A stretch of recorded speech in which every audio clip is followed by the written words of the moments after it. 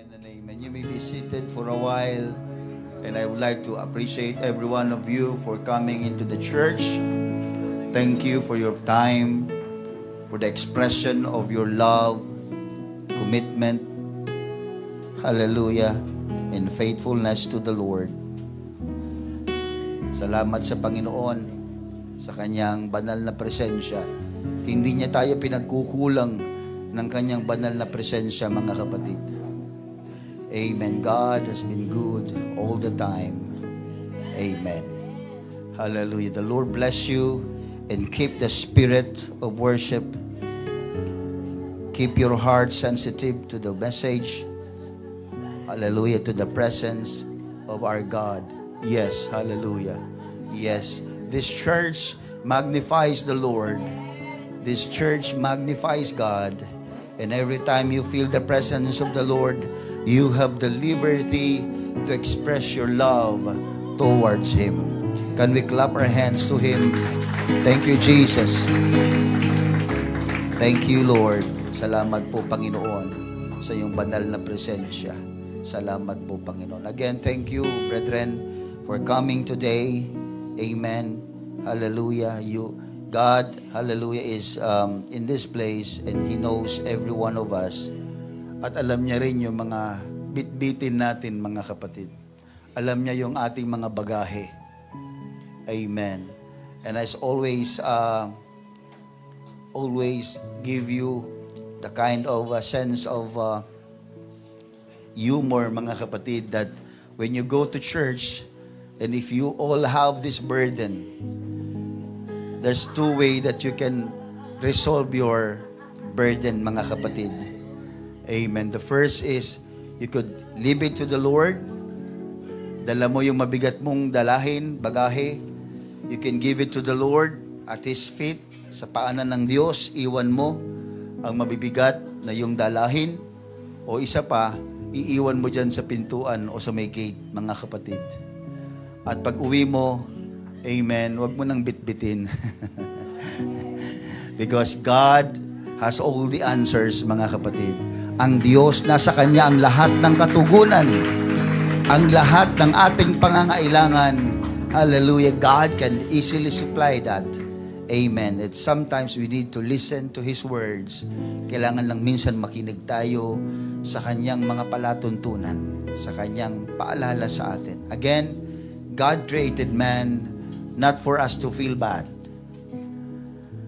You know what makes us feel bad? It's sin. Because when sin entered into the world, mga kapatid, that's the only time that the man feel bad about God. Nung nilikha ng Panginoon ang langit at ang lupa, dalawa pa lamang po ang tao sa mundo, God don't have any intention to make the people feel bad. Ilagay po natin sa isip natin yon. Hindi po ginawa ng Diyos ang tao to make them feel bad. You know what makes people feel bad? Nung pumasok ang kasalanan sa mundo, doon nagkaroon, mga kapatid, ng pakiramdam na ang tao, he was being left for a reason, hindi binigay sa kanya ang lahat and everything. It's only the devil, it's only sin that makes us feel bad. That's why God has a resolution. Kaya ang Diyos gumawa ng solusyon that the feeling of bad of man because of sin needs to be removed. And that will only happen if God's blood, which is a perfect blood, without sin, without blemish, will come on earth and give Himself as sacrifice just for us to feel good again. And God gave us His word. Binigyan tayo ng salita ng Diyos para sabihin sa atin, hey, I made all this resolution. Akong gumawa ng solusyon sa inyo. I don't want you to feel bad, but I am here. I am telling you, I promised you that you will be with me in heaven if you believe and trust my word. That's the word of the Lord. Pangako ng Panginoon yun, mga kapatid. And we are here in the church. Why? Because we believe in the message. We believe in the word of Jesus Christ. Everybody say amen. Do you love the Lord? Are you still in love with God? In love ba kayo sa Panginoon? O baka ano lang yan, puppy love lang. Amen. So sana ay hindi, mga kapatid. Again, I appreciate every one of you. Pagpalain kayo ng Panginoon. And again, I would like to invite you to please stand bilang paggalang sa salita ng Panginoon na aking pong babasahin ngayong araw na ito. Nung nakaraang Biyernes po ay araw ng mga puso. Tama ba, Biyernes? Oo. At may mga nakapula pa ngayon, extended yung kanilang Valentine's. At hindi sila nagkamali ng kasuotan nila ngayong araw na ito. Dahil I would like to preach today about love. Do you want to hear about love? So let's read the book of 1 Corinthians, chapter 13, beginning from verse number 1 up to verses number 3. We will also read Revelations chapter 2, verse number 4. And last, we will read 1 Corinthians chapter 13, verse 13. Let's read first the 1 Corinthians chapter 13, verse 1 up to 3. The Bible says, "Though I speak with the tongues of men and of angels, and have not charity." The word charity is, yung sa kanyang original text is love. "And have not charity, I am become a sounding brass or a tinkling cymbal." Ano ba yung tinkling cymbal? Pakipalo nga. Ito, crush. Yan. Yung malakas, isang malakas. Up. That's a tinkling cymbal. Malakas sa umpisa, sa bandang dulo, nawawala. Sabi ni Paul, "If I speak with the tongues of men," sabihin, spiritual gift po yun, speaking in tongues, "and of angels, and have not charity," kung wala naman akong pag-ibig, sabi niya, katulad ako nun. Isang maingay lang, sounding brass, or a tinkling cymbal. "And though I have the gift of prophecy, and understand all mysteries, and all knowledge, and though I have all faith," lahat na po, all knowledge, you all have the mysteries, you understand all the mysteries, you have all the knowledge, matalino ka, marunong ka, at kahit punong-puno ka ng pananampalataya, "and though I have all faith, so that I could remove mountains." Grabe yan, makapangyarihan na siya. Pero ang sabi niya, sabi ni Paul, "and have not charity," kung wala naman akong pag-ibig. Ano sabi niya? I am nothing. Verse 3, Paul says, "And though I bestow all my goods to feed the poor," kahit magbigay ka pa ng ayuda, araw-araw ka pa magbigay sa mahihirap, "and though I give my body to be burned," kahit sunugin mo pa daw ang sarili mo para sa iba, "and have not charity," kung wala namang daw siyang pag-ibig, "it profited me nothing." Napakaganda nung sinabi, mga kapatid. It seems that everything, that the greatest thing on earth is love. In Revelation chapter 2, verse 4, may isang scripture record dito, mga kapatid, na kung saan it tells us na yung mga tao nung may isang simbahan, mga kapatid, na kung saan they left their first love. In verse number 4, ang sabi ng Panginoon sa kanila, "Nevertheless, I have somewhat against thee." May isang bagay akong hindi nagugustuhan sa inyo, sabi niya. "Because thou hast left thy first love." Iniwan mo ang iyong unang pag-ibig sa akin. Verse 5, "Remember, therefore, from whence thou art fallen." Alalahanin mo kung saan ka nahulog, saan ka nagkamali. "And repent, and do the first works." Anong first works? Yung dati mo nang ginagawa. Yung una mong pag-ibig sa Kanya. Yung pagka-in love mo sa Panginoon. "Or else I will come unto thee quickly, and I will remove thy candlestick. The candlestick speaks of the Holy Spirit. I will remove thy candlestick out of his place, except you repent. So what makes the Holy Spirit stay? Repentance. It's easy to understand. God will remove the candlestick out of his place, except you repent. So if you want to maintain the Holy Spirit within you, within us, make this kind of attitude wherein you will always repent of your sins.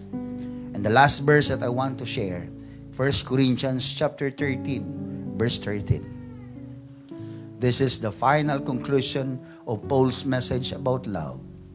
In verse 13 says, and now abideth faith, hope, and charity. These three, but the greatest of these is love.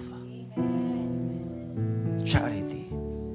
Kung meron mang greatest sa mundong ito, it is love. That's the reason why Jesus Christ died on the cross. Because He loves you and me. Hindi niya pinansin yung bigat ng cross. Hindi niya masakit man, mahapdi man, mga kapatid, ang mga pako sa kanyang mga kamay, ang hagupit ng latigo sa kanyang katawan, mga kapatid, ang krono, mga kapatid na nakabaon sa kanyang noo, and all these sacrifices, it will be nothing because ang tumitibok sa puso ng Panginoon, mga kapatid, ay ang pag-ibig para sa ating kaluluwa. That's the greatest among all. That is love. We are here because God loves us so much. So much. Napakalaking pag-ibig ng Diyos. Napakadakilang pag-ibig ng Diyos sa atin, mga kapatid. Come on, can we give the Lord all the glory? Can we give Him all the praises? The thanksgiving. Ipalakpak mo ang iyong kamay. Isigaw mo ang iyong bibig. Hallelujah! For the glory of God. I love you, Jesus. I love you, Jesus. Oh God, thank you so much, Lord. Hallelujah. Today I would like to preach to you, keeping yourself in love with God. Kahit maubos na yung pag-ibig mo sa partner mo, maubos na yung pag-ibig mo sa iyong asawa o kanino man, mga kapatid, wag lang sa Panginoon. You need to keep yourself in love with God. Close your eyes and bow your heads. Lord Jesus, we love you, Jesus. Please be with us, Lord, today as we preach your word. Baptize us, Lord, with your Spirit. In Jesus' mighty name, let your Spirit move. And again, our love, Lord, will remain because, Lord God, you are so faithful and you first loved us, Lord. In Jesus' name I pray. Clap your hands to the Lord.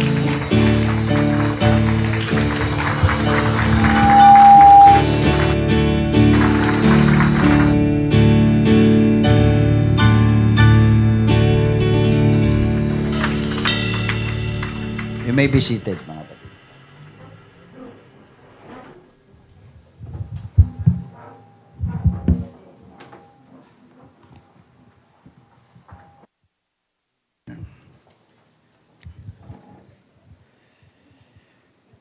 Alam niyo, mga kapatid, it's always good to remember yung panahon na tayo ay na-convert, yung bago tayo nakatanggap sa Panginoon. Alam niyo, yung pakiramdam na fulfilled tayo, mga kapatid, no? Nung tayo binaptize, tuwang-tuwa din tayo, mga kapatid, because we know that the first step, drawing near to the Lord, the first step of that is already accomplished and already done, no? Natapos na po. But again, this kind of feeling like Masigla tayong pumupunta sa simbahan. Very enthusiastic tayo. Masigla tayo. Gusto natin palaging linggo, mga kapatid. Very motivated tayo. And very sincere tayo sa ating ginagawa. And also, yung faithfulness nandoon. Lahat ng itong karanasan na ito, mga kapatid, is really, all of us, we experience this. Pero, ang isang malungkot na katotohanan, mga kapatid, minsan, hindi palaging ang feeling natin with the Lord is honeymoon. Hindi palaging parang tayo ay nasa honeymoon stage with God. Minsan, nauuwi na mga kapatid dun sa the feeling of familiarity. The feeling of boringness. Naboboring na tayo minsan. Kaya ang iba, absent na lang. Ang iba, every other Sunday na lang. Ang iba, parang walang interest because they are so familiar now with everything. And then yung iba naman nagiging insensitive na sa kanilang relationship, sa kanilang kapwa. Kaya minsan sa loob ng simbahan, yung ating mga biruan, minsan below the belt na. Because we feel familiar na. Parang okay na kasi tumatagal na tayo. Ang iba naman nagiging legalistic. Masyado ng by the book and sabi ng Biblia, the letter kill it. Masyado ng stricto sa mga bagay-bagay sa kanyang buhay.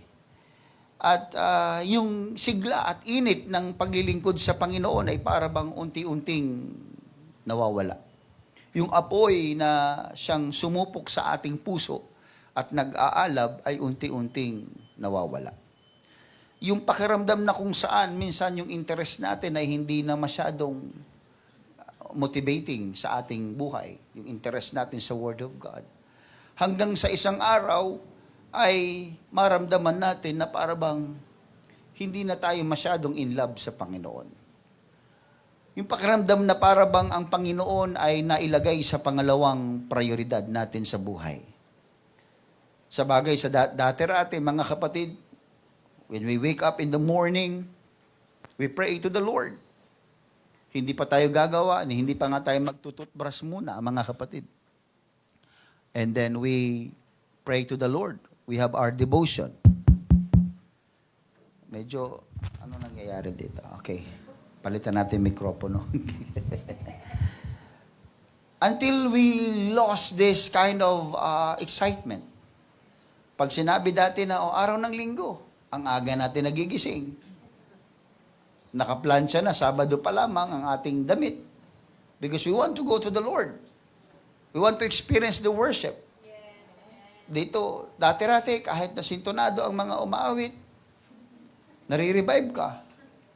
Ngayon, pag may pumiyok lang, pinagtatawanan na natin at laman na ng ating puso't isipan sa loob ng isang linggo. Parang wala tayong kapatawaran sa ating kapwa. Patawarin na po natin, mga kapatid. Hindi tayo perpekto. But until such time na less excitement na ang nararamdaman natin. And it's not appealing anymore. Yan yung hindi na masyadong ma-appeal sa akin ng church o ang service sa Panginoon. Bakit ba natin nararamdaman ang ganitong bagay? And bakit ba nangyayari ito, mga kapatid? Bakit nawawala yung interest natin? At bakit ang pakiramdam natin ay para bang hindi na si Lord ang ating iniibig? Parang meron ng nakakuha ng iyong puso, mga kapatid. Na dati-rati ang puso mo ay sa Kanya lamang inihahandog. Parang meron ka ng bagong crush ngayon. Parang merong bago ka ng pinaglalaanan ng iyong atensyon. Parang meron ng pinaglalaanan ng oras. Alam niyo, mga kapatid, love is important. Mahalaga po ang pag-ibig as mentioned. It is the greater than anything in this world. It's the greatest thing in this world. Napakahalaga ng pag-ibig. It is the best description of God ever written in the Bible. You can describe God as an omniscient God, omnipotent God, omnipresent God. Ano pa? All-knowing, all-powerful, a sovereign God. Alam niyo, yung mga titulong yun, pag yun ay binabasa natin, wow! Parang, wow, only you, God, can possess this kind of attributes. Ikaw lang meron ito. Wow, napapawaw tayo, mga kapatid. Pero you know what? The only description, for me personally, that I love most, mga kapatid, about the description of God, of who He is not just the greatest mind, yung powerful. It's not, hindi lang yun given yun Alam mo, nakapagpawaw sa akin sa Panginoon, in all of His description about Him, is love. Because love can defeat, can even make you fool. Kahit matalino ka, it can make you fool. Even He is so powerful, He's an omnipotent God, a sovereign God. The love makes Him humble. He came to the earth, mga kapatid, with a very low profile. And yet, He is the King of Kings and the Lord of Lords in heaven. Angels are worshiping Him. Isang snap lang, isang word lang, He can create everything He wants. But because of love, imagine this, mga kapatid, because of love, God described Him as love. God is love. Hindi sinabing God has love. Sinabing God is love. Ibig sabihin, kung sino ang pag-ibig, Diyos yun. Sino ang Diyos pag-ibig? That's the greatest, for me, it's the greatest description. Because of what? Because it involves relationship. It involves a relationship. Mahal ba ng Diyos, Pastor, ang mga anghel? Well, wala namang sigurong nilikha ang Diyos nang hindi niya mahal. But you will never read that in the Bible. Hello? You never read in the Bible that He loves angels so much. But He loves us. Tayo na nilikha lang ng Diyos. He loves us. Sinabi yung mga anghel, yung mga nilikha niyang mga paraiso, kung ano man, mga hayop, yung mga nature, hindi sinabi, dinescribe ng Bible is tayo ay sobrang mahal ng Panginoon. Kaya nga sabi ko, this is the kind of description that I love most because it involves my relationship to Him. Pag sinabing God is love, hindi lang wow, kundi yes, Lord. Not just wow, kundi I feel it. I feel it, Lord. Pag sinabing God is love, you can feel it, mga kapatid. In every beat of your heart, bawat tibok ng puso natin, siya ang nagdidikta. Ibig sabihin, ganun niya tayo kamahal, mga kapatid. Can we clap our hands and love Him, mga kapatid? Thank you, Jesus. Thank you, Jesus. Sabi ng isang quotation na nabasa ko, mga kapatid, we have just enough religion. Dami na daw nating religion. But this religion, we have just enough religion to make us hate. Minsan, kung sino pa yung may relihiyon, siya pa yung may galit. Ayoko sa Katoliko. Ayoko sa born again. Ayoko sa Iglesia ni Cristo. Parang, religion, parang nag-iiba. We have just enough religion to make us hate. But enough, not enough to make us love one another. So if you are in a religion that don't teach love, if you have this religion na kung saan hindi ka tinuturuang umibig, umunawa, magpatawad, leave that religion. Because we have so much religion na. Magpunta ka sa ganito, maririnig mo laban sa kabilang pananampalataya. Magpunta ka sa kabila, ganun din ang maririnig mo. Parang, we have so many religion, but not enough love to make us love. So if you are in a religion wherein God is teaching you how to love, how to forgive, how to feel and experience love, not just to say love, but to experience love, then stay with that religion. Everybody say amen. Ba't nag-aaway-away ang mga relihiyon? Di ba dapat nag-iibigan pa nga yan? Because the center of it is God. If the center of this belief, if this United Pentecostal Church is not in the middle, or if the love is not in the middle of this fellowship, then leave it. Iwan mo ito. Pero kung nararamdaman mo ang pag-ibig sa loob ng fellowship na ito, stay. Because it's the greatest description about God. Maybe you cannot understand all what is written in the Bible. Maaaring hindi mo lahat maintindihan yung nakasulat. Nalilito ka, sabi nila, nakakabalo naman magbasa ng Biblia. O, totoo yun, mga kapatid, kung talagang ikaw ay hindi inclined doon sa pagbabasa at walang focus, talagang mababaliw ka. Hindi naman talaga nakakabaliw eh. Nakakabigay nga ng kapayapaan eh. Terminology lang nila yun ng mga tamad magbasa ng Biblia. Yung pocketbooks nga na ganyan kakapal eh, naiintindihan natin eh. Di ba? Eh ito, chapter by chapter, di ka naman minamadali, basahin mo, maiintindihan mo eh. But the problem is, mga kapatid, we don't have the interest. Kahit alam niyo mga kapatid, hindi naman nire-required sa'yo na basahin mo yan eh. At araw-arawin mong intindihan yan eh. Ang sabi na ng Biblia, meditate mo lang siya eh. Basta alam mo lang, nandyan yung Word of God na nag-guide sa'yo. Pero alam niyo, hindi naman nire-required yun. I mean, hindi tayo binamadali ng Panginoon. What I'm trying to point is this. You just need to know that God is love. And feel it. Yan, pamuhay mo. Nararamdaman mo ang pag-ibig ng Panginoon.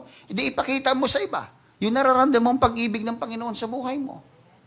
That's it. You will be a good Christian. You will be a good disciple of Jesus Christ. Everybody say amen. So what we need to do is, again, express this love. Because spiritual gifts, di ba? No matter how exciting and wonderful is your ministry, those are useless, mga kapatid. Even kahit paano yung klase ng ministry natin, ay magaling kang musikero, magaling kang singer, magaling kang administrator ng simbahan, magaling kang leader ng simbahan, lahat yun, mga kapatid, it will be nothing and useless. Ano sabi doon? Though I have all this gift and I have no charity, sabi ng Biblia, I am nothing. So if you are a musician, playing instruments for the Lord, pero walang pag-ibig dyan, yung ginagawa mo kahit gano'ng kakagaling, you are nothing. Amen.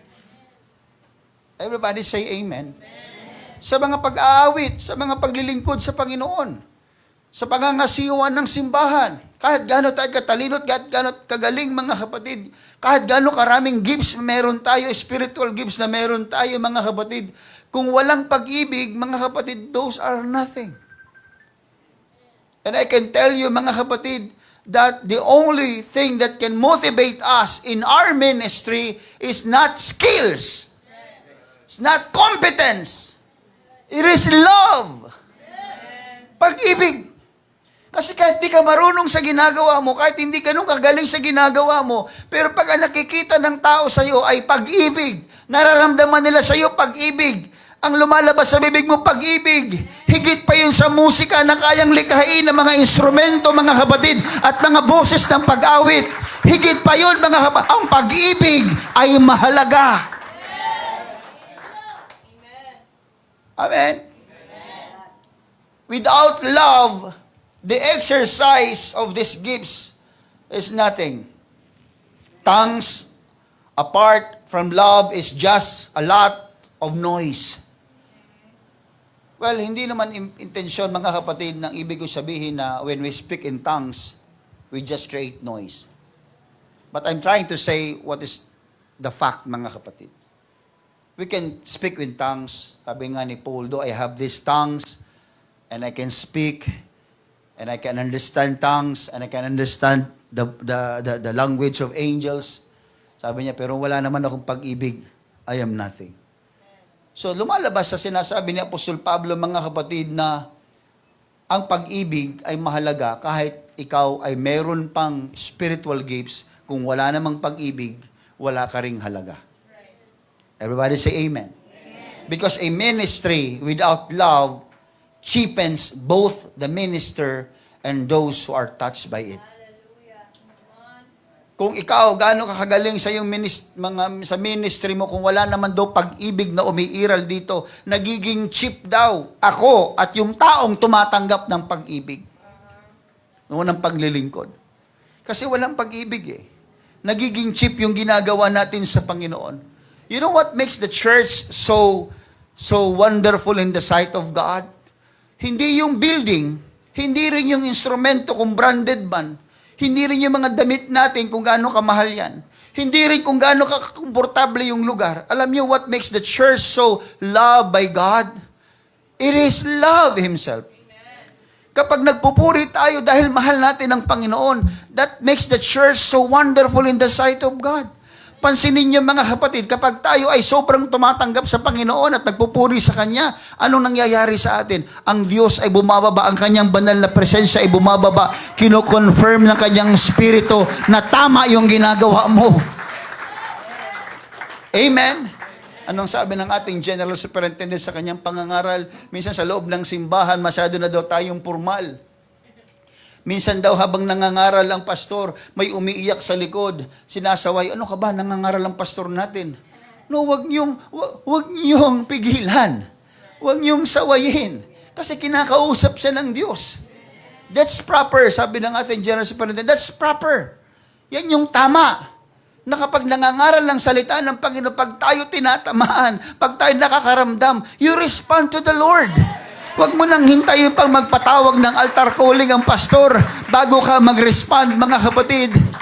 Pag nagpupuri, masyado tayong formal. Ayaw natin pagpawisan, mga kapatid. Kaya nga pidalamig ng husto, mga kapatid eh. Kasi kahit na magkikikembot ka dyan, magsasayaw kayo sa pagpupuri sa Panginoon, komportable ka pa rin. Pero minsan, mga kapatid, pa sa araw ng pagpupuri, para bang wala tayong gana. Well, pumunta tayo sa simbahan, hindi para kay pastor. Hindi para sa mga leaders. Hindi dahil may ministry ka sa church. You go to church because you love God. And you want to worship Him. You want to give your best. Amen? Kaya pag oras ng pagpupuri, mga kapatid, magpuri tayo. Minsan pag ako wala dito sa simbahan, mga kapatid, may CCTV tayo. Tapos nanonood ako, mga kapatid, tinitingnan ko minsan sa live streaming natin, mga kapatid. Minsan, pag uwi ko galing sa ibang simbahan, pinanonood ko yun. Tinitingnan ko. Magaling yung ating mga media dito, meron ng camera sa likod. Ayun nakikita sa live streaming, habang pag nagpupuri, mga kapatid ko, sabi ko, Sister Fran, sabi ko, para namang tuod, mga kapatiran. Sabi ko, ayoko ng ganun, ma. Hindi matutuwa ang Diyos. Pag oras ng pagpupuri, iwan niyo muna yung formalidad niyo sa upuan ninyo. Sorry mga kapatid, we are all formal, ayaw natin maging magulo, pero pag oras ng pagpupuri, si Haring David nga hinubad yung kapa eh. Tinanggal nga yung corona eh. Yung corona simbolo ng formalidad yun. Kapangyarihan niya. Hinubad niya yung kapangyarihang tao. Hinubad niya yung kapa niya. Nagsasayaw-sayaw siya sa Panginoon sa pagpupuri. Tayo pa hindi naman, hari ka ba? Yung hari nga, naghubad ng kapa eh. Yung hari nga, nagsasayaw-sayaw sa pagpupuri eh. Hindi ka naman hari naghahari-harian ka lang. Doon ka lang sa bahay, hari ha? Kayo mga reyna, doon lang kayo sa bahay. Pagdating sa gawain ng Diyos, isa lang ang hari dito mga kapatid. Ang Panginoong Jesus, ang ating hari mga kapatid. Give your best. Sayang yung suot mo. Nagpabango ka pa. Chanel pa yung... Ano pa yung isa? Chanel. Para ano ba? Saan yun? Channel 1, Channel 2, bahala na. Ano pa? Ano yun? Malone. Joe Malone pa yung pabango mo. Ang bango. Hindi ka gumagalaw. Joe Malone. Di ba meron yun? Oo. British ano yun eh. Hindi siya marunong Joe Malone. Iki. 150 lang bili mo. 1 second lang yung amoy. The rest is cologne na. You know what I'm trying to say, mga kapatid? Let's leave formalities sa upuan. Oras ng pagpupuri sa Panginoon eh. Tumayo ka, magpuri ka. Taas mo kamay mo, putulin ng Diyos yan pag di mo marunong taas yan. Diba? Sa politiko, pag nagrarally, taas Pag concert na mga unbeliever, pero pag sa Panginoon, nakahalukip-kip tayo. Ano ka, inoobserbahan mo ang Diyos? Inoobserbahan mo yung presensya ng Diyos? Mahiya ka naman. Hindi, tayo ang inoobserbahan ng Diyos. Mga kapatid, sa oras ng pagpupuri, kung kaya ba nating ibigay sa Diyos ang ating kalakasan, ang ating puso, ang ating isipan, ang ating buong pagkatao. Amen. I appreciate Rhea. Pag may punto, tumatayo, pumapalakpak. Tumatayo. Ibig sabihin, yes, tama yan, Pastor. Mga kapatid, that's proper din. Pastor, nakakabastos na. Hindi, bastos yun. May ibang simbahan pa nga pag ang pastor may punto, yes, Pastor, tama, Pastor. Dinuduro pa yung pastor. Huwag naman, Brad. Nagkangaral lang ako Totoo yan, may ganong simbahan. Napakasarap mangaral sa ganong simbahan. May simbahan akong pinangaralan, mga kapatid. Talagang tumatayo ang mga tao. Yes, Pastor, tama, Pastor, go preach. Ginaganahan ako. 2 oras. Hindi, joke lang. Hindi. Pag ganun ang tao masigla, alam na ng pastor na, okay, nakuha na nila ang punto, okay, stop na ako.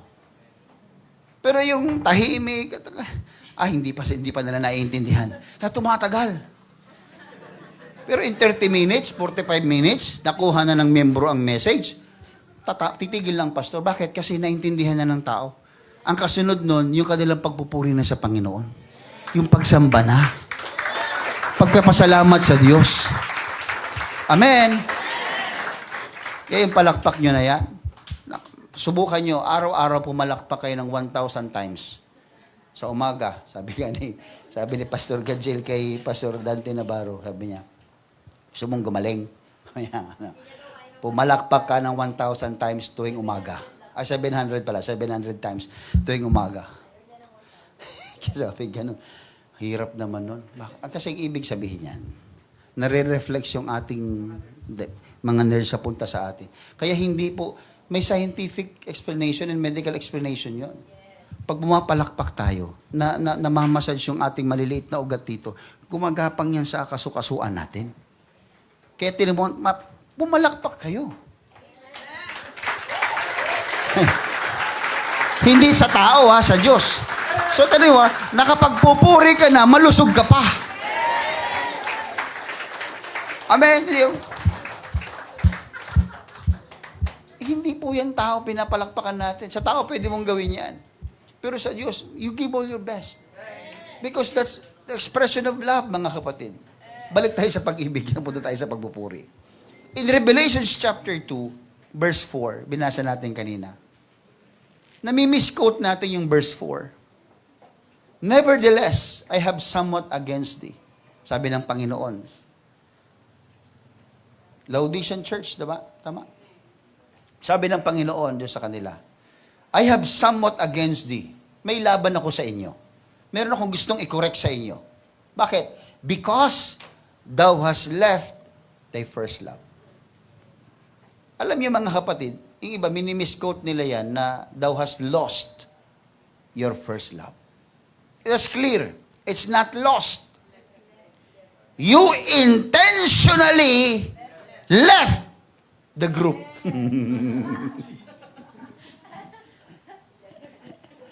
You left your love towards God. Magkaiba po yung lost. Maring hindi mo sinasadya, naiwala mo. O nawala ka. Pero ito, ikaw ang nagdesisyon na ayaw mo na. Ayaw mo nang umibig sa Kanya. Ayaw mo nang bigyan ng interes ang Diyos. Bakit mo naman iiwan ang Diyos, mga kapatid? Alam mo naman sa Kanya lahat ng gagaling. Kaya natuwa ko sinabi ni Brother Ronnie kanina. Minsan lang din natin siyang makasama, mga kapatid, dahil madalas siya may trabaho. Pero kanina natuwa ako sa sinabi niya. At sana linggo pero tama yung sinabi din ng asawa mo, Sister Peli, huwag magtiwala ka sa Diyos. Kaya medyo dadami na ang magko-coffee fellowship, Brother June. Nasaan si Brother June? Dadami na ang coffee fellowship natin tuwing umaga. Nandiyan na si Brother Ligaw. Anong mangyayari? Mapupuno tayo ng mga tatay na aktibo. At pag ang tatay pa naman aktibo, mga kapatid, aktibo lahat buong pamilya.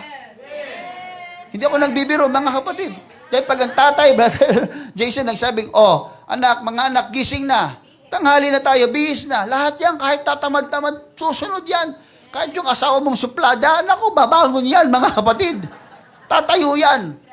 Maliligo yan. Pupunta, sabi ng tatay Pero pag ang nanay lang, nako, susungay ng kagad ng tatay yan. Anong oras kayo uwi? Bit-bit ngayon ng nanay yung 2 anak, 3, punta sa simbahan. Ang loob niya mabigat. Kasi hindi siya naiintindihan ang ginagawa niya, hindi naman para sa tao, kundi para sa Diyos. Para din naman sa pamilya nila. Kaya mabigat. Kapag ang babae lang ang nakukonvert. Kaya yung asawang lalaki nagiging kabigatan. Kaya ang panalangin tuloy ng mga asawang babae sa kanila, Lord, kunin mo na siya.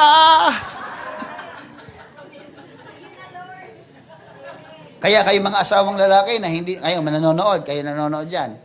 Mga asawang lalaki na pinipigilan nyo at masyado nyong pinipersecute ang asawa nyong babae nagtatapat sa Diyos, mag-ingat kayo, nakikinig ang Diyos sa panalangin ng mga taong yan.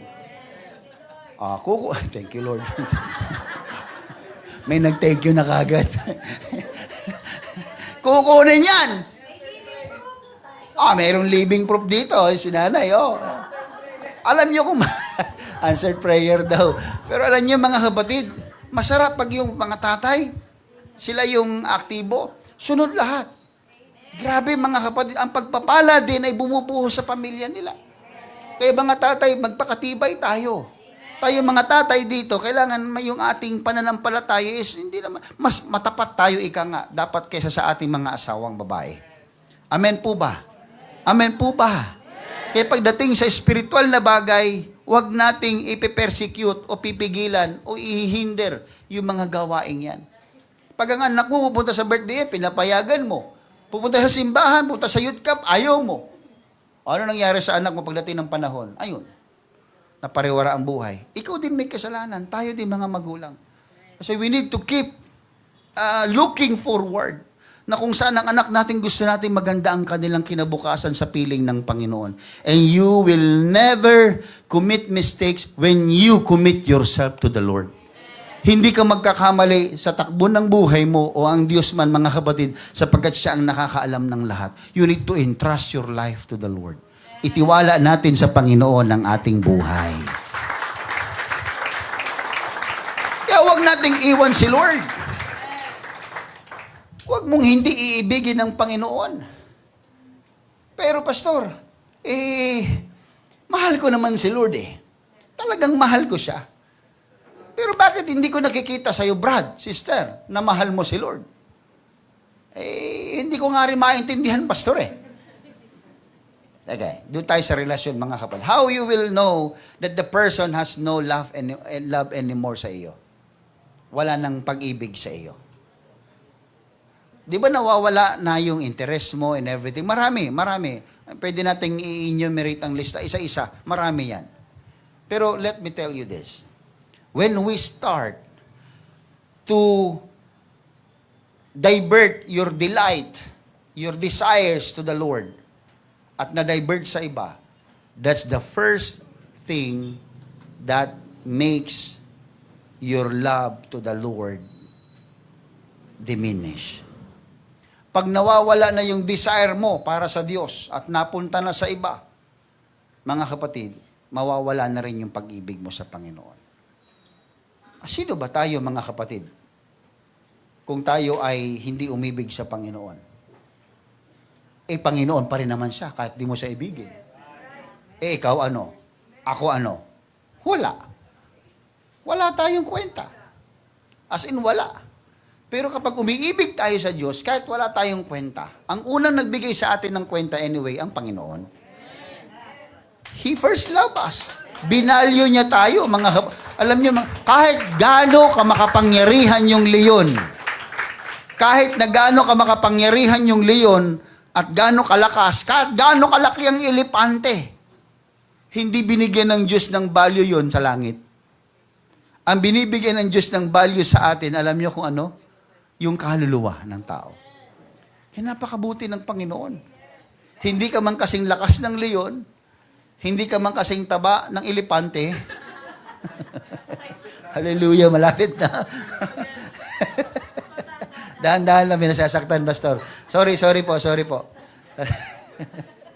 Mahal tayo ng Diyos. Whatever is your size, whatever is your color, whatever is your height, you are loved by God. Clap your hands to the Lord.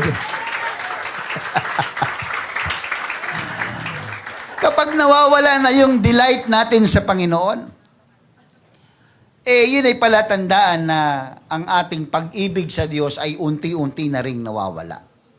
Naalala nyo mga kapatid, yung Good Samaritan sa Luke chapter 10. Ang unang dumaan doon mga kapatid ay mga umiibig sa Diyos yun.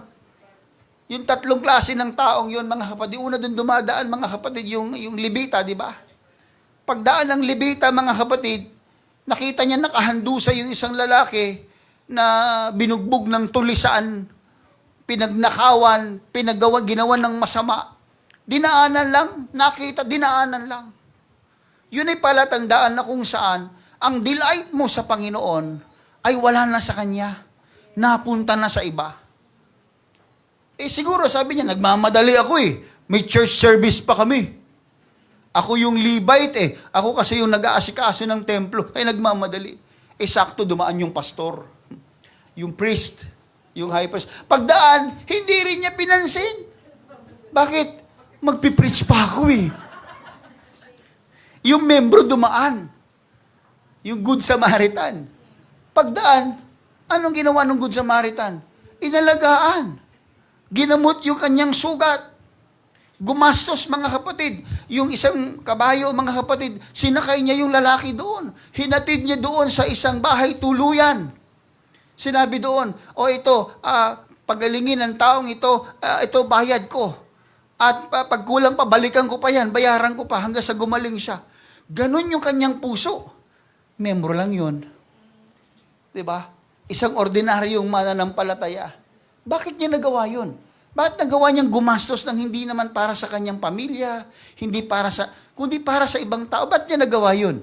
Because his delight is in the Lord. Pag ang puso mo, ang attention mo ay nasa Panginoon, maawain ka. At hindi lang maawain, ikinikilos ang pagiging maawain. Proverbs chapter 19 verse 17, He that pity upon the poor, lendeth unto the Lord.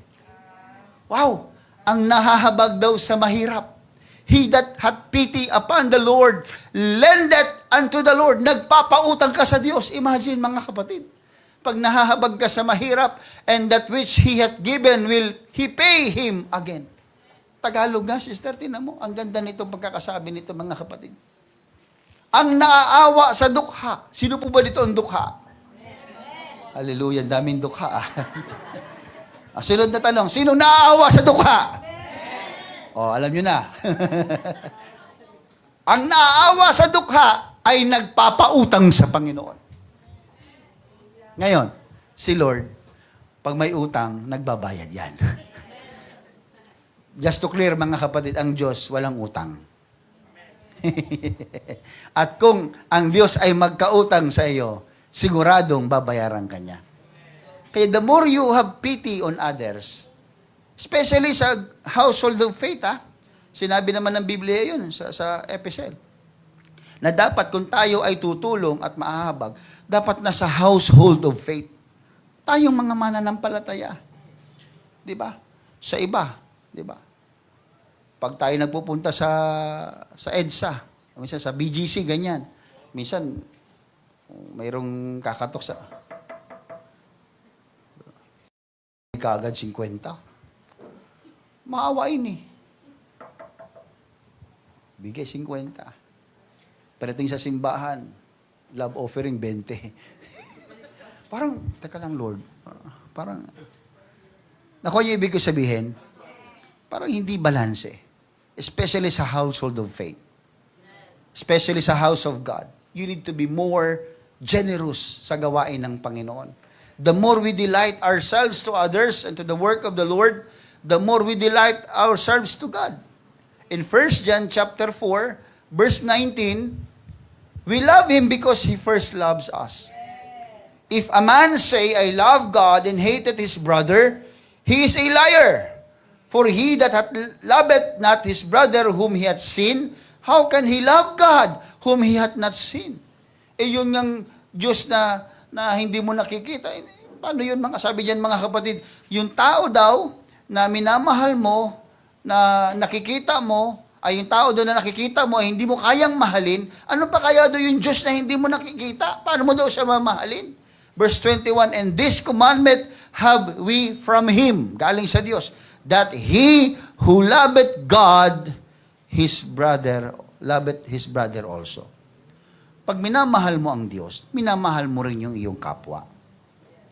Kapag nadadivert na yung ating pag-ibig sa iba, ang paningin natin sa ating kapwa din, wala na rin pag-ibig. Kaya nga, sabi ko kanina, you need to keep yourself in love with God. Amen? Amen? At kapag yung salita ng Panginoon ay hindi na nagiging delight ng puso natin, mga kapatid, parang ano na yan? Yan ay mga palatandaan na nawawala na yung ating pag-ibig sa Panginoon. Intentionally.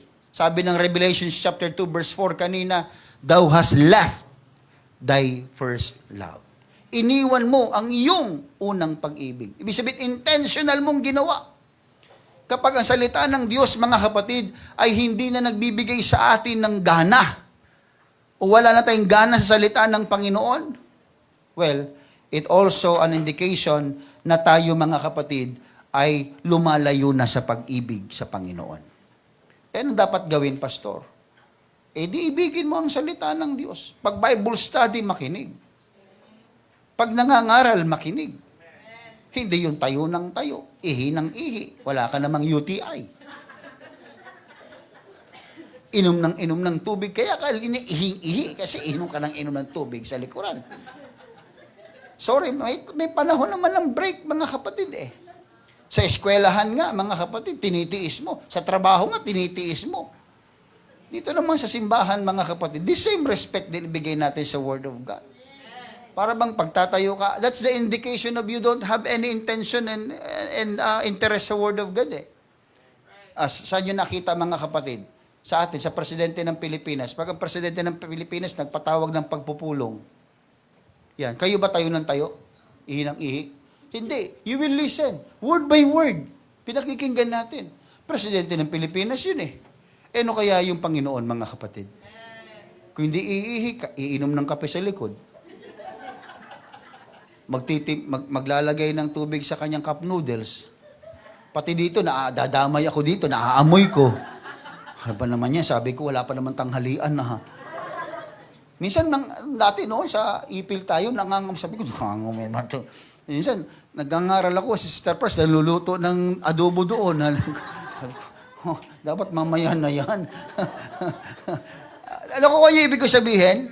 Yun ay mga indikasyon, maliliit na bagay, pero indikasyon yun, mga kapatid, na na nawawala, unti-unting nawawala, yung atin pong interes sa salita ng Diyos. This is the highlight eh. Aside from worship, Word of God is the highlight of the service, mga kapatid. Everybody say amen. Kaya mapansin nyo, bakit ba tayo bumili ng mga quality speakers, mga kapatid? Bakit tayo bumili ng quality microphones? O sige, wag ako mag-microphone, ganito lang ako. Do you think I am giving emphasis and interest in the Word of God? Value to the Word of God? No. Pero kung i-amplify ko yung boses ko, bakit ko i-amplify yung boses ko? Because I want you to hear it. Bakit? This is important. So yun yung pagbibigay ng interest. Halaga sa salita ng Panginoon. Ano sabi ng Biblia? Jesus said, if you love me,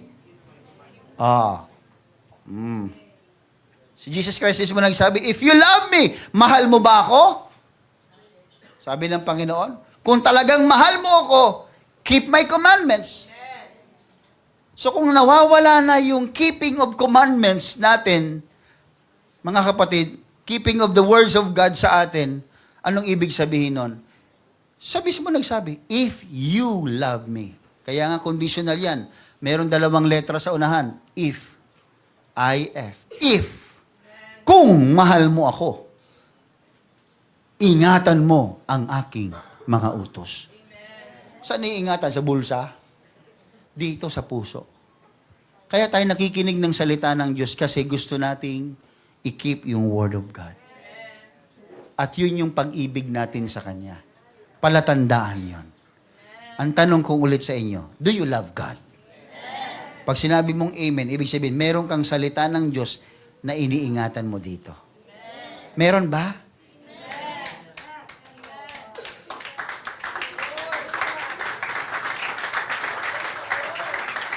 Sige, subukan natin. Kung talagang meron. Ikaw, sister, ano ang iniingatan mong salita ng Diyos? Kayong dalawa, nagtinginan pa kayo. Sige, kayong dalawa na lang. Meron ba? May memory verse ba kayo? Ano? Jesus wept?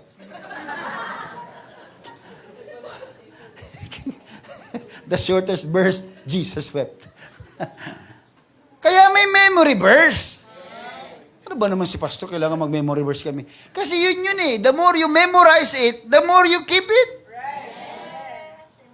Kaya everyday, mag-memory verse kayo. Pumili kayo na maihigsi lang doon para madali lang. Pero you keep it. You keep it. Ano yung madalas ninyong memory verse, mga kapatid? John 3:16.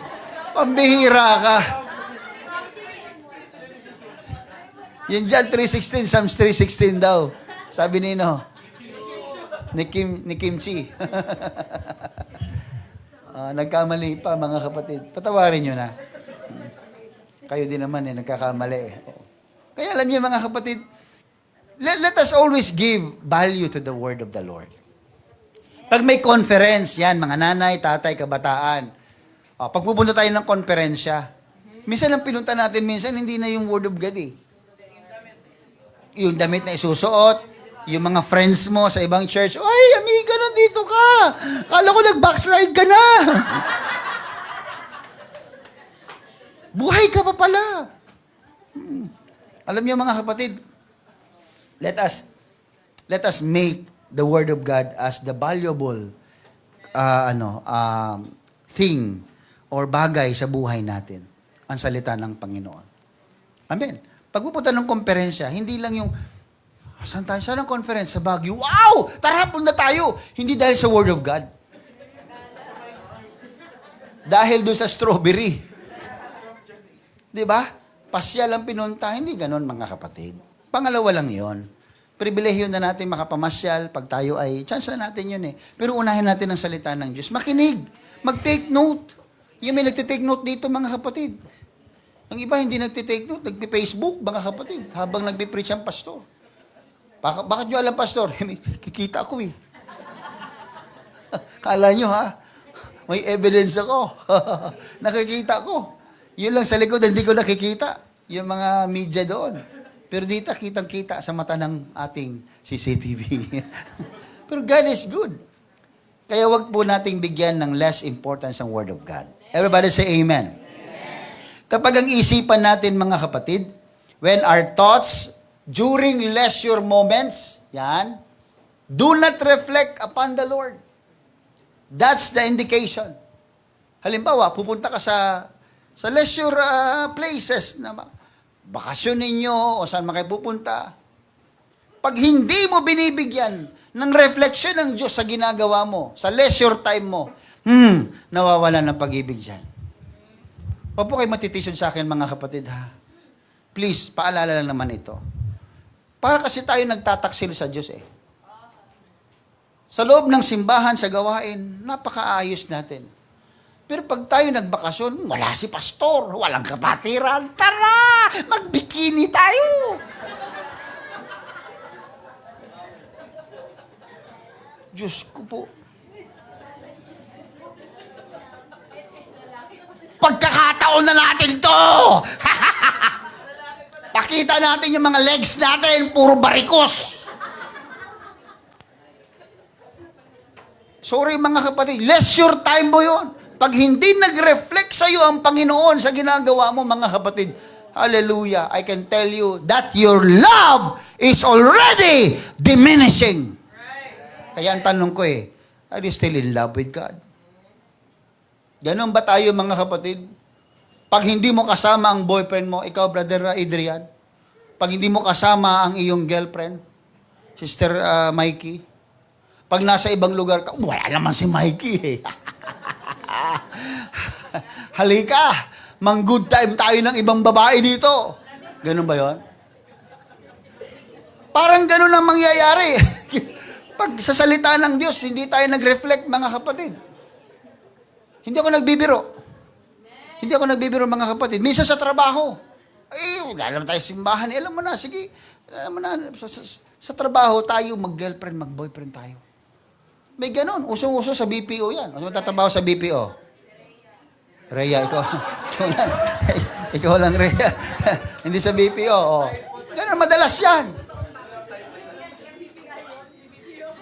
BPI yun. Ikaw naman. BPO.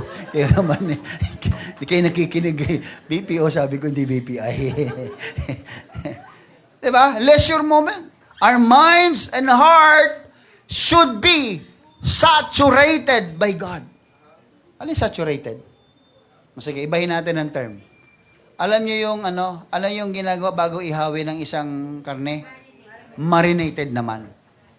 Hindi saturated, marinated. Our mind should be marinated with the words of God. Nakababad yun sa presensya at sa salita ng Panginoon yung isip natin. Everybody say amen. Kaya kahit saan ka magpunta, kahit na anong danasin mo sa buhay, katulad ni Job, dinanas niya ng lahat ng magandang bagay sa buhay niya, praise the Lord siya. At nung pinaranas ng Diyos sa kanya ang kawalan, namatayan ng anak, napagnakawan na siya, punong-puno siya ng karamdaman, anong sabi niya? The Lord give it, and the Lord take it away. Praise be the name of God. Blessed be the name of the Lord. Wow! Bakit? Nakababad yung utak niya doon sa salita ng Diyos. Lahat daw lang pwedeng mangyari sa kanya, praise the Lord pa rin siya. Amen. Tayo nakapunta sa ibang lugar. Pag lingon-lingon, walang kapatiran dito. Walang simbahan dito. Hindi nyo lang alam, mga kapatid. Napunta man kayo sa ibang lugar. Ikalat ang ating fellowship sa buong Pilipinas. Di ba? Tapos pa-post-post pa kayo. Hindi nyo alam, nakikita ng iba yan. At nakakarating sa opisina. Totoo yan, mga kapatid. Maraming reporter sa UPC. Pastor, membro mo ba to? Gusto ko itatwa eh. Siguro, sabi ko, siguro. Siguro. Pero pinaforward sa akin, Pastor, membro mo ba to? Pero siyempre, hindi ko kayo pwedeng itatwa. Sabi ko, hayaan nyo lang. Nasa kahinaan eh. Kayo man din may kahinaan. Alam niyo mga kapatid, pinagtatanggol ko pa rin, mga kapatid. Kahit na masakit sa akin, grabing iyak ko na rin sa Panginoon. Lord, sabi ko, I've been trying my best to teach them the holiness and everything. Pero sadyang hanggang ganun lang siguro ang kanya naabot, Panginoon. Pero sana, Panginoon, may chance pa na mag-improve siya. Kaya siyempre, yung lungkot, itatawa mo na lang, kikwento mo na lang sa Panginoon, dala mo na lang yon sa experience ng buhay mo. Kaya bawat isa sa atin sa loob ng simbahan, mga kapatid, alam niyo ba ang wish at ang prayer ng ating pastor sa atin? Kaya mga kapatid, is to make us more closer to the Lord at nauunawaan niyo yung Word of God. You will be able to answer your own question. Yan yung goal ng pastor. Yung tanong mo sa buhay mo, masasagot mo. Kaya mong sagutin. Kasi may tanong tayo sa buhay eh. Lord, ba't nangyari ito sa akin? Naghahanap tayo ng sagot. Pero pag umabot sa punto, sa tagal mo sa paglilingkod sa Panginoon, kaya mo nang sagutin yung sarili mong tanong. That's it. That's my goal. That's my prayer to you. Na masasabi mo, Lord, alam ko na yan. Naituro sa amin yan. Lord, ito, ganyan, ganyan. Ganito ang gusto mo, Panginoon, ganyan. Then, you are now in the maturity level. That's my goal. That's my prayer. Everybody say amen. Can we clap our hands to the Lord? Hallelujah. Minsan may mga tao pa, Pastor, ako'y tao lamang. Bakit? Kailan ka naging unggoy? Tao ka naman talaga. Ako'y tao lamang nagkakamali. Hindi ka magiging Diyos. Tao ka talaga. Alam nyo, kaya gumagawa siya ng mga bagay na it displease the Lord because ang palagi niyang katwiran, ako'y tao lamang. Mga kapatid, hallelujah, si Jesus ay parehas na tao at Diyos. He's both God and man. But being a man, He suffered struggles like us. Kaya nga nagpipray siya eh. Wala namang Diyos na nagpipray eh. Pero sa kanyang laman, pinakita niya sa atin na he prayed. Bakit? Kasi may bagay na hindi niya kaya bilang tao. Pero bilang Diyos, dual nature po kasi ang Panginoon. Sa bilang Diyos, kaya niya lahat. Pero pinapakita niya sa atin, sa panahon na hindi natin kaya, ang ating sandigan ay panalangin. Ibigay mo sa Diyos na may kaya. Ikaw wala kang kaya eh. Di ibigay mo sa Diyos yung hindi mo kaya. Kapag nahihirapan ka magbago, nahihirapan ka mag-isip, nahihirapan ka magdesisyon, lumuhod ka. Nung si Kristo, alam niyang siya'y huhulihin, mga kapatid, at siya'y sasaktan, at siya'y gugulpihin, siya'y pahihirapan. Anong unang ginawa ng Panginoon? Tumawag ba siya ng mga politiko para ipagtanggol siya? Tumawag ba siya ng mga makapangyarihang tao para ipagtanggol siya? Hindi. Anong unang ginawa ng Panginoong Hesus? Lumuhod siya sapagkat alam niya na ang pwede lang magbigay ng kalakasan at pagtatanggol sa Kanya ay ang nag-iisang Diyos. That's why He prayed. Pinakita niya sa atin. Tumayo siya. Sabi niya sa mga disipulo, ano ba naman kayo? Tutulog-tulog kayo. Pwede ba kayo kahit isang oras man lang? Pray with me. Balik na naman siya. Nung nakita niya, sabi niya, it's okay. The spirit is willing, but the flesh is weak. Naintindihan ng Diyos yun. Pero pinapakita sa atin ng Diyos ang paraan. Na kapag tayo palagi na nagsasabing, tao lang ako. Sa panahon na gusto mo nang sabihin niyang tao ka lang, yan yung panahon na kailangan mong lumuhod. Sabihin mong, Panginoon, bagamat ako'y tao, bigyan mo ako ng kapangyarihan na mapagtagumpayan ko ang pagsubok na ito. Everybody say amen. Hallelujah. Because Christ in you. Ang Diyos ay sumasa atin. Ang Espiritu tumutulong sa atin. Alam niyo ba, pag tayo nananalangin sa Panginoon, ang Diyos, wala akong nakita sa Biblia, mga kapatid, na when man prayed, the Lord parang denied it. Palagi natin sinasabi, di ba, all the offerings that we put to the altar, it's God consumed. Kinukonsume ng Diyos yan. Kinukuha ng Diyos yan. Kahit ngayon pinapangaral ni Sister Franz na the strange fire, di ba? Mayroon pa rin consummation na ginawa ang Panginoon doon. Kinonsume niya pa rin yun. Alam niyo kung bakit? Because God never denies our prayer. Ay, paano ba kasi pwede kong sabihin sa inyo, mga kapatid, para maniwala lang kayo sa na ang panalangin, pinakikinggan ng Diyos. Wala na akong alam na ibang dahilan, na ilang construction ng salita, para sabihin sa inyo, patunayan na ang Diyos nakikinig sa panalangin. Kaya nga tayo nagte-testimony dito eh. Bakit ano bang testimony, Pastor? The testimony is testifying that God is true. God is faithful in His promises. In all His promises. Kaya mga kapatid, kung nagte-testimony, sabi ni Brother Ronnie, mag-pray ka lang, sabi ni Sister, tiwala ka lang sa Panginoon. Mag-pray lang tayo. Sinagot ng Diyos yung prayer. Ano pa bang mga klaseng testimony ang kailangan nating marinig para maniwala tayo na ang prayer ay pinakikinggan ng Diyos? Ano pa bang klase? Ang gusto nyo? I-demonstrate pa natin dito. I-document lahat. I just need you to believe. Maniwala lang kayo. At pag naniniwala kayo, magpipray kayo. Kasi ang taong hindi naniniwala sa prayer, hindi nagpipray. Kahit kayong pagkain, minamadali eh. Thank you, Lord, for the blessing. Amen. Ano ba naman yun? Mag-pray. Dahanin mo naman. Gutom na gutom ka na ba? Pwede man dahan-dahan naman, Lord. Sa'yo galing ang lahat. Salamat po, Panginoon, na meron kaming ganitong pagkain sa aming hapagkainan. Pagpalain mo ito, Panginoon, lubusan. At maging sa mga susunod naming pangangailangan, hinihingi namin ito sa iyo, Panginoon. Basbasan mo ito at pagpalain ang aming buhay. In Jesus' name. Makabuluhan naman, syempre.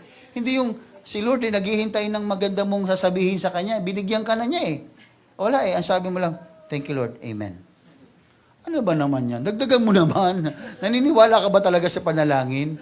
Hindi lang thank you ang kailangan ni Lord sa panahon ng pagkain.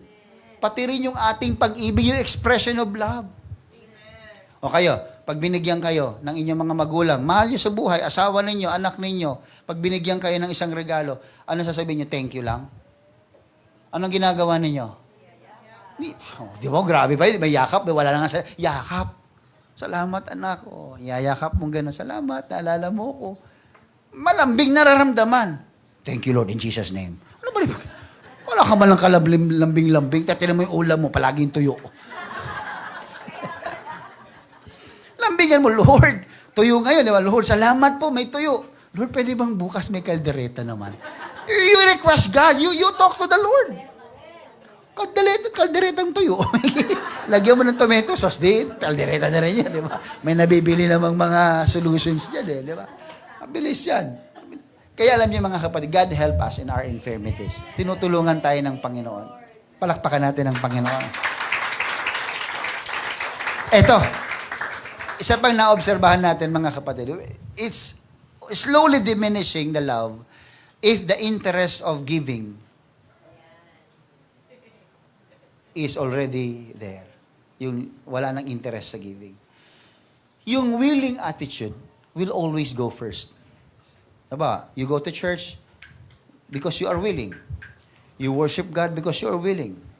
Willing attitude is important, especially in giving. Kapag nawala yung ating willingness, mabigat para sa atin ang pagbibigay. Pastor, kasi may pangangailangan din ako. Bakit? Hiningi ba sa inyo lahat?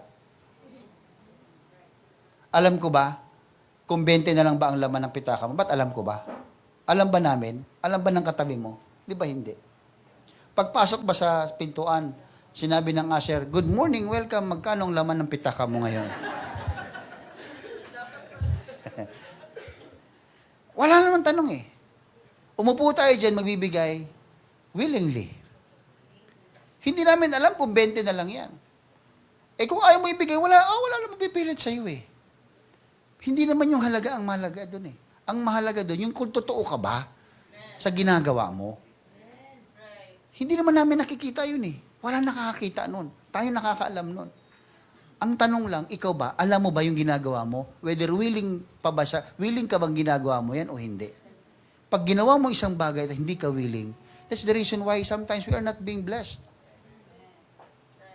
Meron naman tamang forum eh. Kaya nga tinuturo sa Bible study. That's when we want to give our tithes, it should be the 10% of all our income. Sa giving, pastor, that's your decision. Bagay na hindi ko kayang baguhin, kahit na ako mga kapatid bilang pastor. Hindi ko pwedeng sabihin, mga kapatid, wag na tayo mag-iika po para lahat kayo masaya. Sino naman ang niloko ko? Sarili ko, dahil nakalagay sa Biblia yun eh. Ano maging ang pastor, alam niyo mga kapatid, hindi, may mga bagay na hindi namin kayang hindi ituro. Bakit? Paano pa naging simbahan tayo at salita ng Diyos ang pinapangaral kung may salita ang Diyos na hindi naman pinapangaral sa inyo? Hello? Amen. Ikaw, nag-aral ka ng engineer, Brother Mark, ng pagiging engineer. Ano ba tinuro sa inyo? English lang? Pinagkait ba sa inyo ang matematika? Pinagkait ba sa inyo ang pinakamahalagang aspeto ng pagiging engineer? Di ba ibinigay? Itinuro? Kasi ang gusto nila, maging ganun ka. Ang salita ng Diyos, tinuturo sa atin kasi gusto ng Diyos, maging ganito tayo. Amen. Kung yung pastor hindi magtuturo nito, lumalabas na ayaw ko kayong maging gusto ng Diyos sa inyo. Ako yung kalaban ng Panginoon. That's why I need to preach holiness. Sorry kung ayaw nyo maging parang itsurang apostoliko, okay lang, sorry. Pero I cannot make myself hindering the Word of God. Hindi ko pwedeng pigilan yung Word of God. I need to preach holiness. Masaktan man tayo, mga kapatid. Lahat naman tayo nasasaktan eh. It's okay, tanggapin lang natin. Yun ang gusto ng Diyos na mangyari sa atin. Maging banal tayo dahil walang papasok sa langit na hindi banal. Nakakatakot kasi, pastor, yung word na banal. Sabi ni Brother Ronnie kanina, sabi sa kanya, banal mo naman. Nakakatakot yung word na banal. Pero hindi niyo dapat katakutan kasi yun nga yung inyong passes papunta sa langit eh. Diba? Follow peace with all men and holiness. For without which, kung walang kabanalan, no man shall see the Lord. Bakit? Hayop ka ba?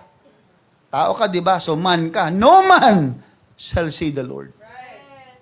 Kaya kailangan ipangaral ni pastor ang kabanalan. Kaya kung tayo nasisita, dahil ginagawa natin na walang kabanalan, hindi dahil para kayo ay sawayin lang.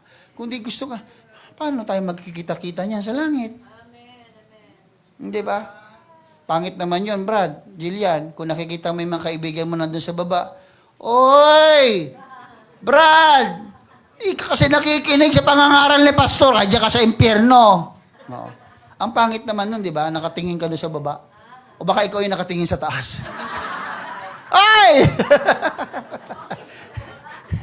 Okay na yung nakatingin ka sa baba. Kaya maging banal tayo. Sumunod tayo sa kabanalan. Ano bang nawala sa atin? Wala naman, di ba? Nagkaroon ka lang ng dagdag na kaalaman sa salita ng Panginoon. This is practical. This is biblical. Don't you worry. Don't fear the Word of God. Huwag niyong katakutan ng salita ng Diyos. Yung salita ng tao, katakutan niyo. Pero yung salita ng Diyos, hindi. Dapat mo siyang, wow, Lord, salamat sa iyong pangako. Kasi yung problema sa atin, pag may pangako, gusto kagad natin mangyari. Pinangakuan si Sarah na magkaanak. Ilang taon bago nagkaanak? Tinuon niyo, biruin mo yan. Tigulang na siya. Kulubot na siya bago siya nagkaanak. Pero natupad pa rin yung pangako. Naku niyo ibig ko sabihin? Ang salita ng Diyos, it meant to happen. It will always meant to happen. Walang salita ng Diyos na hindi magaganap. Lahat yan ay magaganap. Kaya pagtiwalaan mo, ibigin mo yung salita. Sampalatayanan mo yung salita. Because the more you believe in the Word of God, the more you experience the Word of God. Everybody say amen. That's why when we view commandments of Christ, parang mabigat na. Ano ba naman si pastor, tinuturo kabanalan, ang hirap maging banal kaya. Ano ba si pastor, bawal daw kumain ng dugo. Naku, favorite ko pa naman yun. Lalo kung medyo marami-raming suka. Tapos merong puto. Alam niyo mga kapatid, hindi ko naman nakikita yan eh. Ang Diyos lang nakakakita sa atin eh. Kung ang mga salita ng Diyos na ating naririnig sa Biblia o sa pangangaral ay nagiging mabigat sa atin, palatandaan po yan na unti-unti nang nagkakaroon ka na ng ibang crush. Nagkakaroon ka na ng ibang apple of the eye. Iba na. Diba? Minsan pag tayo nag-shopping, kayo mga kababayan, nagwe-window shopping, ang ganda ng damit. Wow! Pero above din eh. Pero okay lang yan. Lagyan ko lang ng ano yan eh. Okay na yan. Ibig sabihin, alam niyo mga kapatid, huwag kayong bumili ng ganun. Kasi may chance. May chance na hindi niyo isuot yung skirt. Yung inner,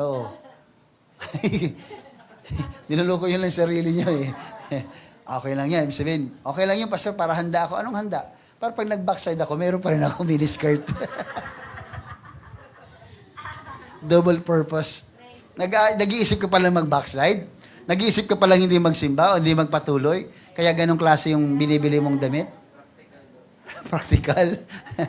Hindi po mga kapatid. Parang tingin natin nire-restrict yung happiness natin. Ano ba naman yung mga utos ni pastor? Ano ba naman yung mga ano sa Biblia? Parang nakaka-restrict naman sa mga happiness namin dito. Bawal makipagbarkada sa mga ganito. Sila yung mga totoong barkada ko eh. Totoong barkada. Pag nagkasakit ka, barkada mo pa rin ba sila? Hindi na.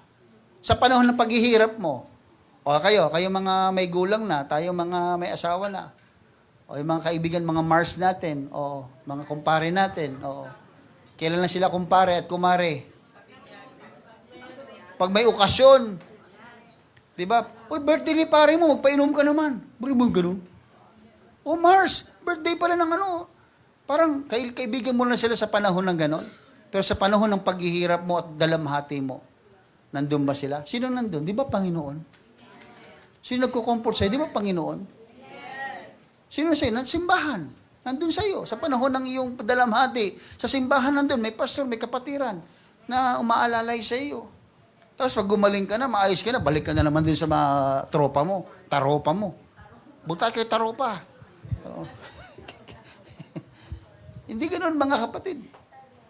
Huwag nating gawing parang mabigat ang salita ng Panginoon.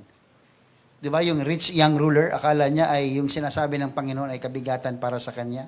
Pero hindi pala niya alam, para din pala sa kanya yon. Again, holiness is not to limit you. Tithing is not to make you poor. Fasting is not to make you hungry. Don't view these restrictions or as restrictions. Rather, they are your power. Amen. When you live holy, you have the guts. Meron kang, tawag yun? Courage to face the Lord. Amen. And when you are giving your tithes, mga kapatid, and offering, kasama lang sa example, mga kapatid, it's not to make you poor. Tanungin ko kayo. Gusto ko maging honest kayo, ha? Yung honest, ha? Sino dito ang nag-iika po na naghirap? Taas ang kamay. Yung nag-iika po kayo, pero naghirap kayo sa buhay. Taas ang kamay. Sige po. Gusto ko makita po ang kamay. Because tithing is not to make you poor. Really, I will tell you the truth, mga kapatid. May panahon, di ba sinabi ko sa inyo, nung ako'y nagbago, nagpapastor, takot ako mag-preach ng tithing o magturo kasi baka isipin ng mga tinuturuan ko, pera lang ang habol ko. Ano mo sabi sa akin ng isang pastor? Sabi ng pastor ko, pag hindi mo tinuro yan, buong taon mo sa paglilingkod sa Panginoon, maghihirap ang buhay mo at hindi lang ikaw, pati ang membro mo. Pray kami, Sister Paz. Lord, ayun namin, maghihirap kami at ayun maghihirap ang mga membro. Anong gagawin namin, Lord? Wala akong guts magturo. Takot ako, Lord. Baka ma-misinterpret ako. Araw ng fasting yun. Sabado yun, araw ng fasting namin. Pagkatapos mag-pray ng congregation, reading kami ng Bible, nagbabasa ng Biblia, tumayo yung isang kapatiran, lumapit sa akin, Pastor, pwede ka bang magturo sa amin ng tithing? Alam, para akong binuhusan mga kapatid ng malamig na tubig. Talagang nagising ako bigla. Sabi ko, ito na yung sagot sa aming panalangin. Tinuro ko sa kanila at sinabi ko, honestly, itong sabi na sa akin ng pastor ko at itong sa kanyang observation, bago lang ako nun eh. Pastor, huwag kang matakot magturo. Ituro mo sa amin kung anong sinasabi ng Panginoon. Ikaw ang pastor namin. Ikaw ang kinakausap ng Panginoon para sa aming spiritual welfare.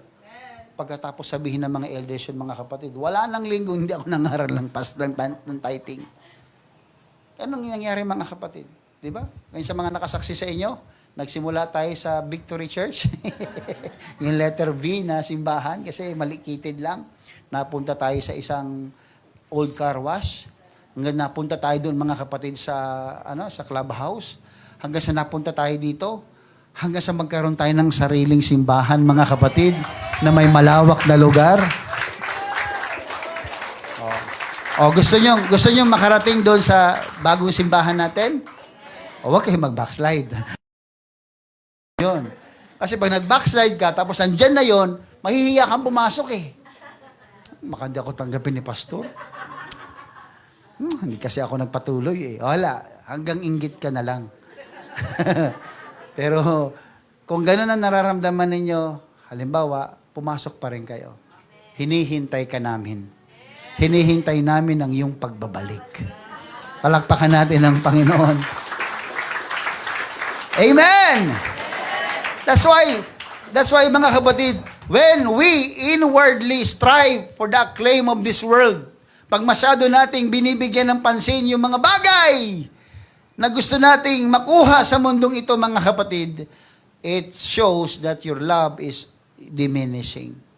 Katulad ni Samson, mga kapatid, naalala niyo si Samson? Sinabihan siya ng huwag siya mag-asawa ng Palestina. Nag-asawa pa rin siya. Si Delilah. Ano nangyari sa kanya, mga kapatid? Nabulag siya, sa madaling sabi, sa'yo humina, at namatay siya, mga kapatid. Kaya pag tayo ay nasa Panginoon, ang focus na natin sa Panginoon. Mga kabataan, nakikinig ba kayo? Kung kayo magsisimba na rin lamang, focus na sa Panginoon. Maglilingkod. Alam niyo, ang pinakadelikado kasing edad, mga kapatid, ay kayo.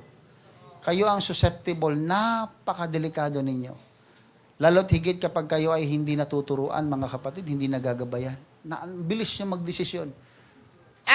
Mag-asawa na nga lang para walang problema. O yun. Akala niya walang problema. Nagkaroon ng maraming problema. Akala mo ha, o di ngayon naranasan mo maglaba. Dati pinaglalaba ka ng nanay mo, pinagluluto ka ng nanay mo, binibigyan ka ng baon. O ba? Pag may sakit ka, inaalagaan ka, binibigyan ka ng royal, tsaka itlog. Di ba? Tsaka Skyflex, tsaka saging. Ngayon, may sakit ka, sino nag-aalaga? Wala! Yung asawa mo, batugan, binubugbog ka pa.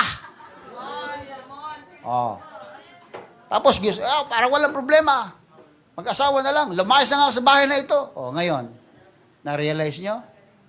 Mahalin yung magulang ninyo. Hindi naman magsasabi sa inyo yun na ikasasama ninyo eh. Hello? Amen po ba, mga kapatid? Yung pagiging rebelde natin, pag nasa gawain na tayo ng Panginoon, wala na yan. Tinatanggal ng Diyos yan. Pinapalitan niya ng pakikinig, pananampalataya, pag-ibig. Kausapin mo na magulang mo, Nay, ano ba yan, Nay? Kasasama ko ba yan? Hindi, anak, para sa'yo ito. O, diba? Matuto kang maghugas ng pinggan, anak. Bakit? Kasi pag wala na kami,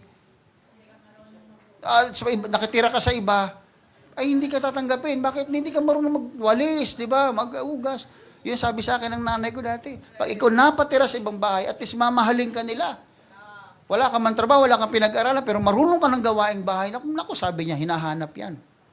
O, yun mga kapatid. Kaya kayo mga kabataan, lalo sa mga panahon natin ngayon, mga meta, beta, gamma, lahat ng mga klase ng generation ngayon, huwag niyong ugaliin.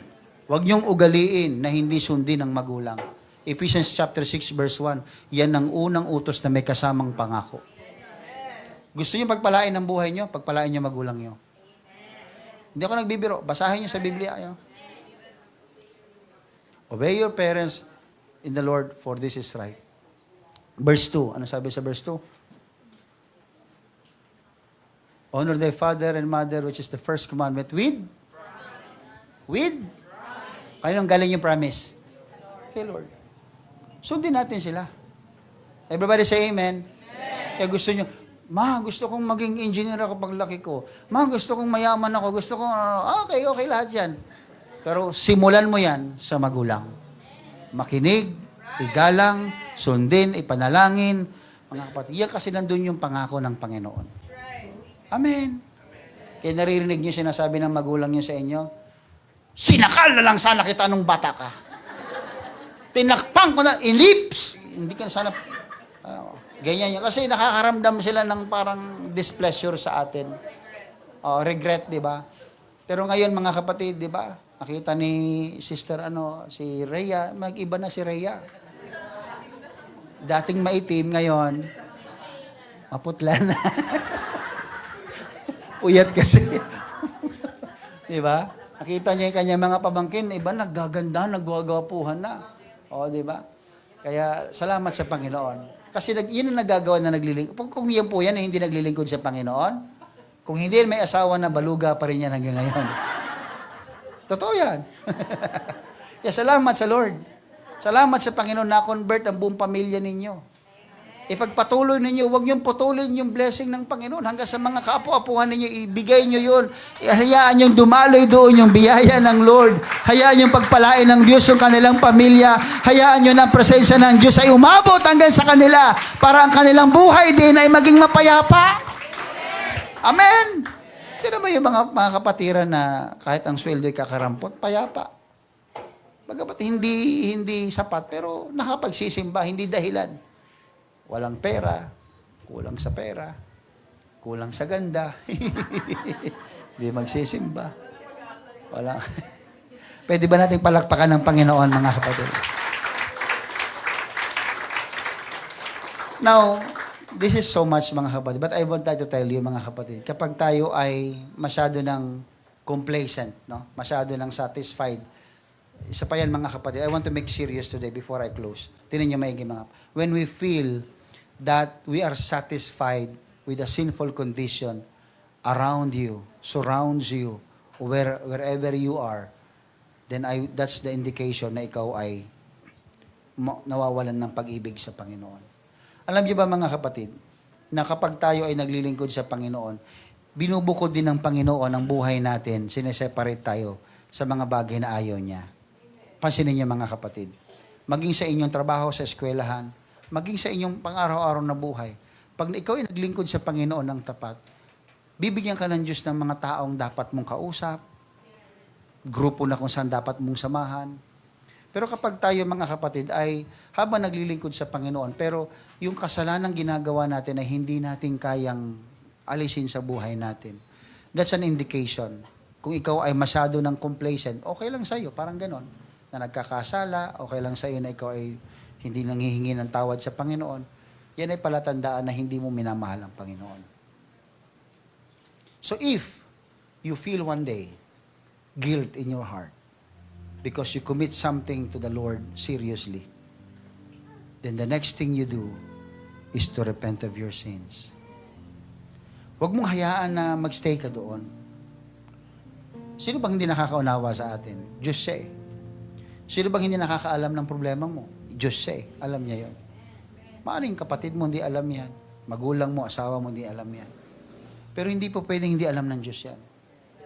So kapag sa panahon na tayo ay nandun na sa kasalanan, hindi natin sinasadya o sinasadya man natin, nandun tayo sa kasalanan, huwag sanang ang puso natin ay maging satisfied doon sa ating kagayan. Some of you, alam ko naman yan eh, na when you go to church, palaging yung salitang kanto naririnig natin, gusto kong mabawasan yung sungay ko. Gusto kong bumait ako. Kasi alam mo sa sarili mo na you did something wrong. Kaya ka pumupunta sa simbahan kasi gusto mong gumaan. Gusto mong tanggalin ng Diyos yung guilt sa'yo. And that's good. Kaya wag natin sayangin yung chance. Na kapag tayo nasa loob ng simbahan, it's a chance for us to repent of our sins. Di ba sabi ko nga minsan, sayang yung altar kung hindi ginagamit. Wala pong templo na walang altar. Palagi pong may altar. Kaya mga kapatid, huwag nating itolerate ang kasalanan. Huwag nating isipin mga kapatid na ang Diyos ay magiging passive sa atin kahit na tayo gumagawa ng kasalanan. May kabayaran po ang kasalanan.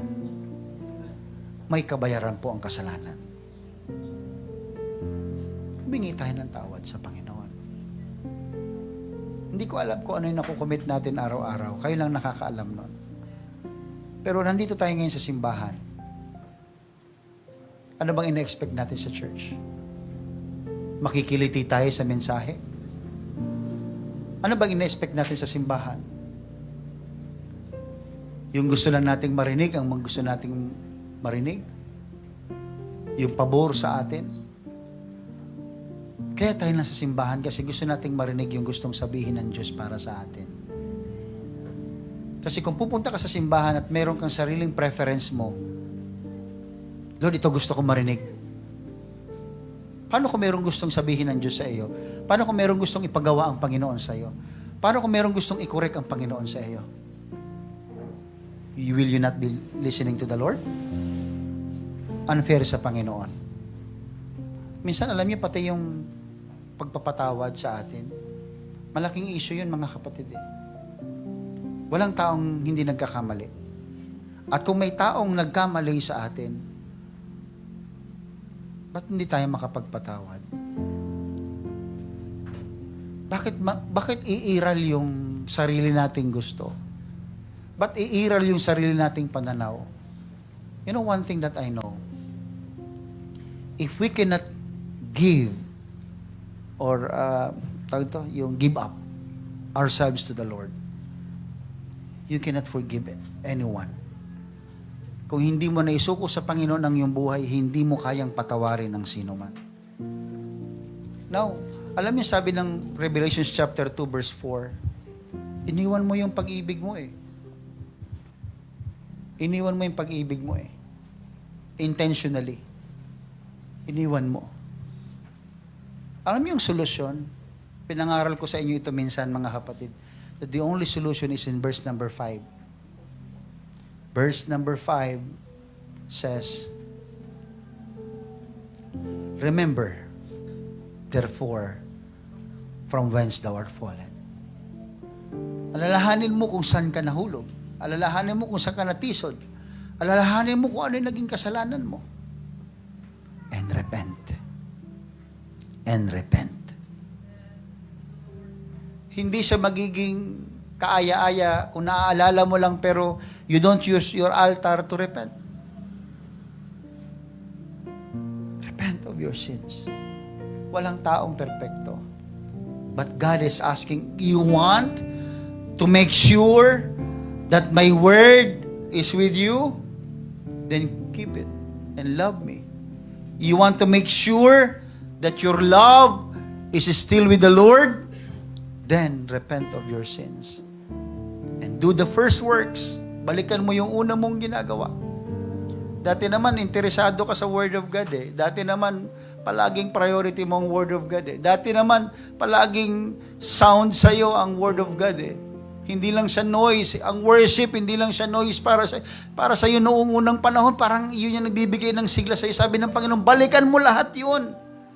At pagsisihan mo yung mga nagawa. And do the first works. Because if not, sabi niya, I will remove the Spirit. Alam niyo mga kapatid, we cannot stand without the Spirit. Hindi tayo pwedeng mabuhay kung walang Espiritu. We cannot live righteously without the help of the Spirit of God.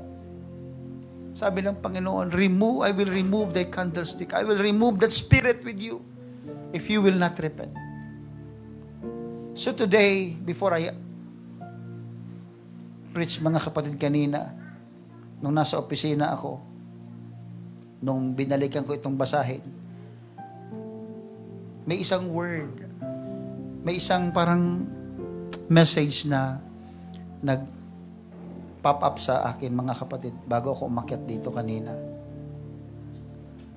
That, yung word na yan, yung sinabi ng verse number 5, if we will not repent of our sins,